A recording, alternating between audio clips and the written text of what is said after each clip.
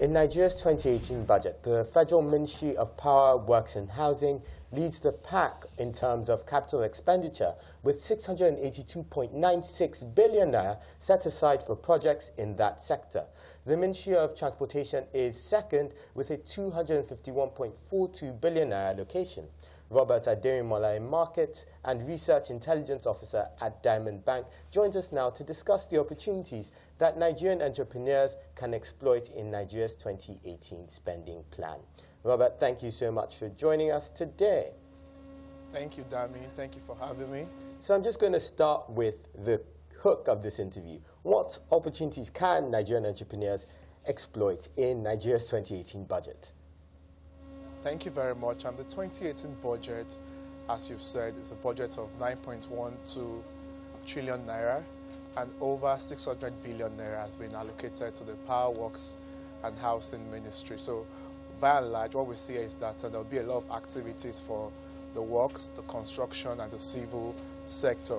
And if you know, in Q1 2018 GDP report, construction contracted by 1.45%. So government is trying to inflate this sector by extra budgetary spending and try to make the sector again come back to life how it was pre-2016 when before the economy went into recession. So there'll be a lot of opportunities for the civil works engineering sector.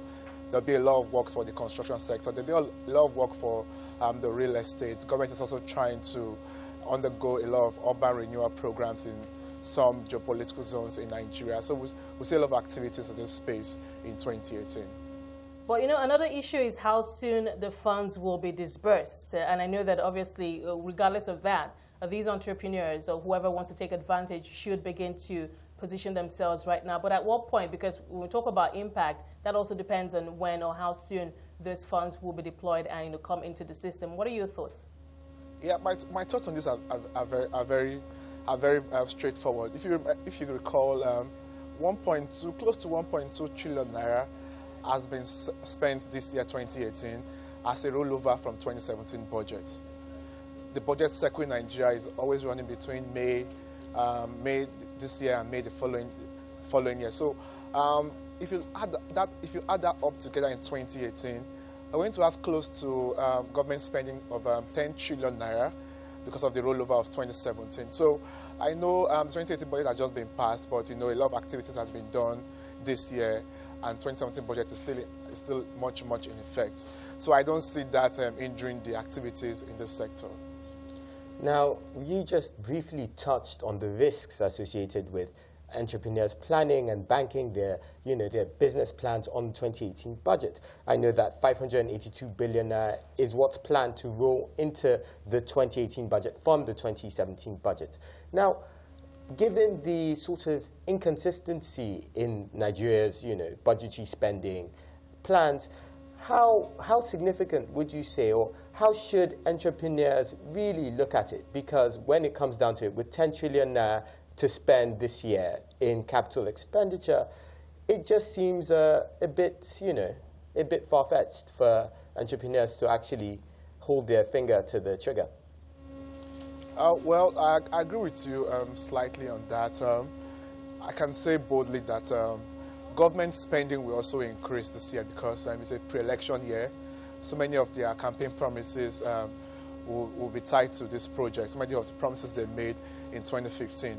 We're likely to see increased government spending. Yeah, the risks inherent for us is, as a bank, we advise entrepreneurs to look into sectors that are less FX dependent and have less risk factor.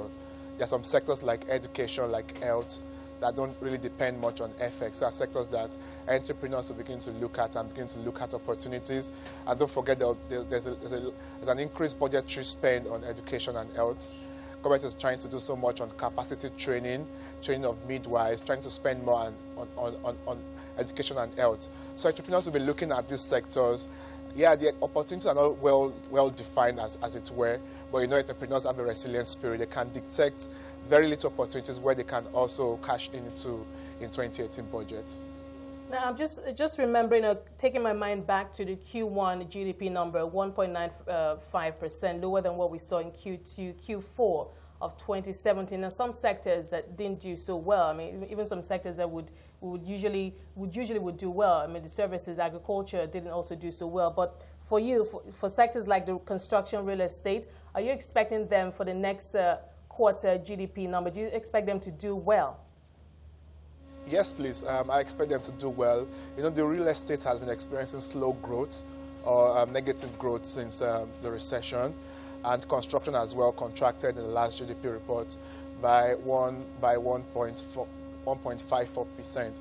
So with increased budgetary spend, government is conscious of the fact that they can try to have expansionary fiscal policies around these sectors by increased spending. So I expect these two sectors they're likely to pick up in the next GDP report in Q2. Now, let's move over to something that you mentioned earlier. You said that there'd be opportunities in the education sector because of the government's capacity building plans. I know that the government, as part of its deal with the Niger Delta, has plans to retrain and, reskill some of them. Now, I was wondering more specifically what you thought the opportunities for entrepreneurs in that space would be. Earlier, you said something about content packages, which I found really interesting. Can you tell me a bit more about that?